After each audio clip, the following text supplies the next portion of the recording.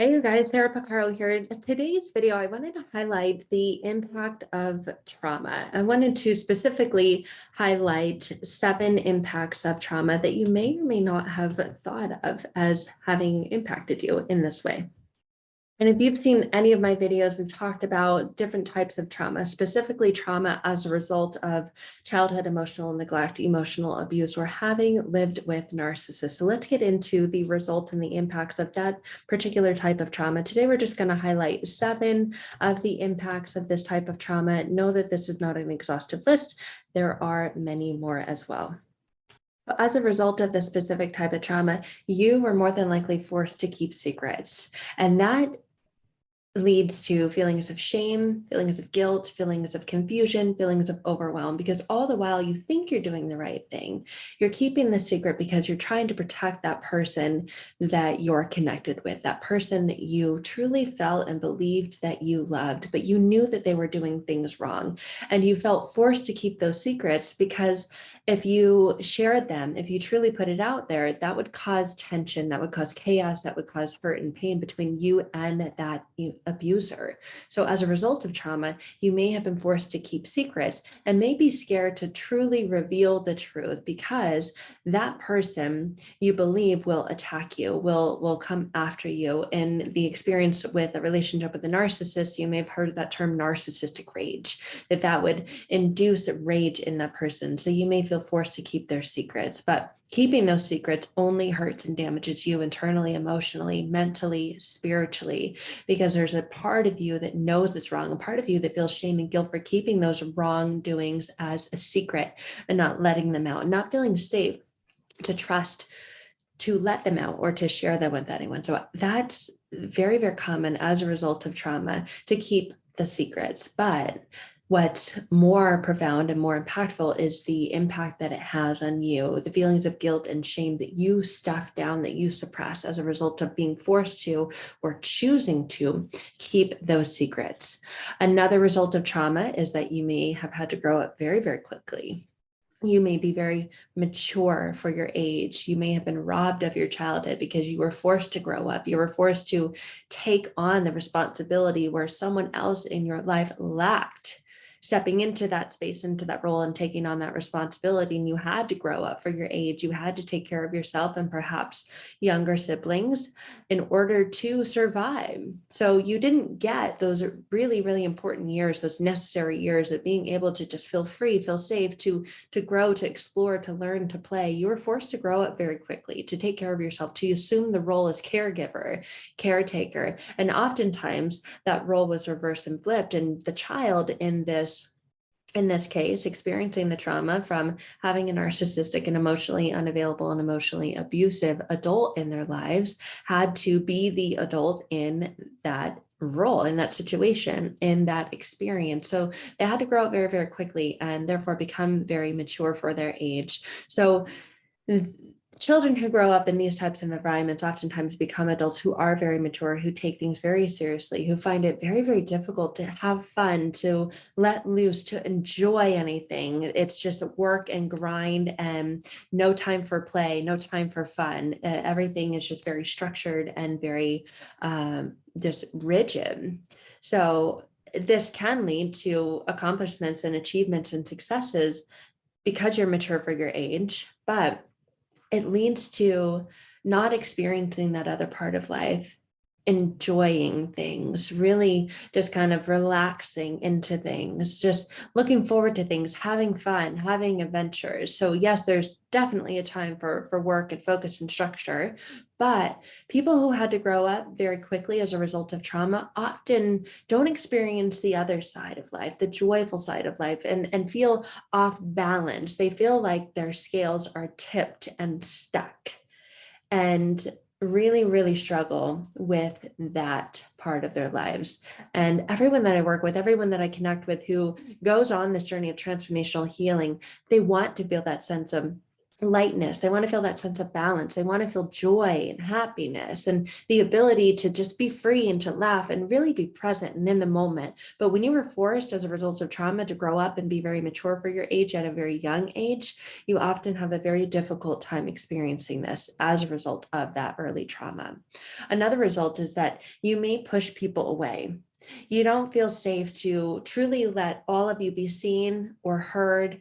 You push people away, you keep them at a space or at a distance because letting them in, allowing them to come in and getting too close to them may result in experiencing that pain over again, that initial pain when you let the first people in your life in. And the first people in our life, often in most cases for most people, is our parents, that are our initial caregivers. So you let them in and you are emotionally crushed and hurt by them as a result of trauma being experienced between them, whether trauma from divorce or alcohol, substance abuse, as a result of them never being home, them having to work and being gone all the time. That can be a traumatic experience for children. It's not always a big T trauma. Oh, mom or dad had to work, but it's a feeling that's stuck and stored inside the body that you weren't worthy of being around for, that whatever it was that they were off doing was more important than you. So a child then develops these inner beliefs as a result of even something as simple as that, is they're unworthy of being loved.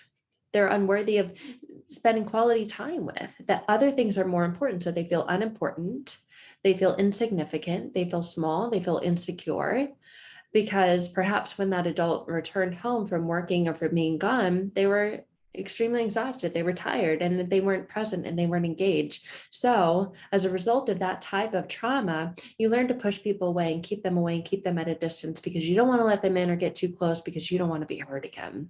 So this is an experience and a part of belief system and programming that impacts adult relationships.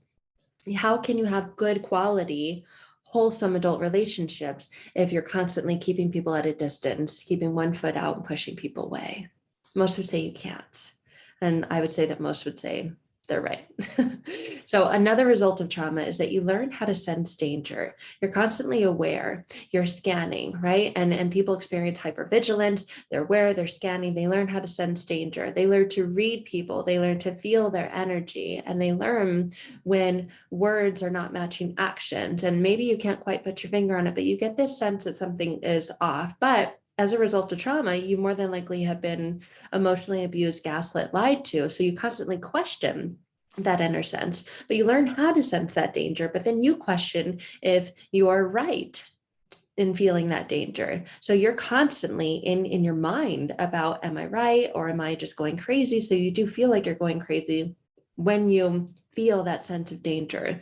And that may hold you back from things that you really want to do. You want to go out, you want to adventure, you want to have fun, you want to enjoy things, but you're constantly hyper vigilant and hyper aware of the potential dangers and talking yourself into the potential dangers, which holds you back from even doing those things in the first place. And that's a result of trauma, is learning how to sense danger. Not necessarily a bad thing, but a thing that can hold you back from truly embracing and enjoying everything that life has to offer. So another result of trauma is many people engage in self-destructive behaviors. And this is seen in so many ways. It's seen in societally, like it's acceptable ways, and ways that society praises and adores and accepts. Using food as a self-destructive behavior, overeating, and eating too much of a bad thing, right? Overeating sugar, over drinking, and going out and making excuses about, oh, just one more, or oh, it's a skinny margarita, so it doesn't have as much sugar, so it's okay. Making justifications and validations and excuses for things that are self-destructive and self-harming, like overeating, like over drinking, like not getting enough sleep, because all of those things impact your sleep as well. Engaging in harmful relationships that are not good for you, but you stay because, right? Even relationships can be a form of self-destructive behavior if you don't set healthy and firm boundaries with them. You know that you should not be in that relationship. It's not one that's healthy. It's not one that's going anywhere. It's not one that really fulfills and serves you, but you stay anyway, right? Or you relationship jump. There are so many things that people do that are self-destructive and self-harming, and they're not all what you would consider extreme, but those are a result of trauma. Another result of trauma is barely trusting anyone. So again, this links back to that pushing and keeping people away, never trusting anyone. And the core and the root, what's underneath this, not trusting anyone, is truly not trusting yourself. You have to be able to feel safe and trusting yourself before you can truly, truly trust another. So even though you may have a good support system, you know that they're there for you. These are people that you can talk to, but they may not be people that you really trust. So you may withhold information, keep those secrets, like the first result of trauma that we talked about, because you're afraid to let them in because you don't know if you can fully or completely trust them. You may kind of trust them. You may have, normal conversations or superficial conversations or surface level ones, but you don't truly open up and share because you're afraid to trust them. Because with all that information, what if they turn and use it against you? What if that leads to more pain? And the inner mind has a protective mechanism, has a survival mechanism, and it will stop you from going past that point in which it truly feels that if you step past it, it's going to do more harm than good. So it'll allow you to kind of get in there a little bit, but not fully or completely. And that's the part of the mind that we use during transformational healing to break through those blocks and those unconscious beliefs, those barriers, so that you can alleviate the symptoms of all of these experiences and change those internal feelings that you have about yourself and therefore your connection and relationship with other people, and heal from the inside out from that past trauma. The last result of trauma that we're going to cover today is pretending to be okay when you're not. So many people that I work with, my past self included, slap a smile on your face and you hear this term, right? That people are walking around with a mask on. And that's that pretending to be okay when you're not okay. Smiling when someone says, "Hey, how are you?" "Good." Right? And there you're keeping your secrets and you're keeping them away because you don't want to tell them how you're really doing, because you feel like you might completely fall apart and you feel like you're already barely being held and kept together. So let's not let that in, because that might be the straw that breaks the camel's back, right? So pretending to be okay when you're not okay. And a lot of people are stuck in this space, and it's so important to get out of that space and to not be afraid to ask for help, to not be afraid of doing the work, to not be afraid of what it's going to be like when you're no longer this way, and to release and let go of the belief that it's too late. I've been this way for too long. Right? The things that caused me to be this way were too harmful, too hurtful, too painful. I don't want to go back there. I don't want to address them again. You don't necessarily need to. You don't need to talk and hash it out again. What you need to do is get to the very core and the very root of it, the belief system that you have about yourself. What is it that's truly causing you to pretend to be okay when you're not okay? And what's the result? What's the symptoms? What is the impact of that?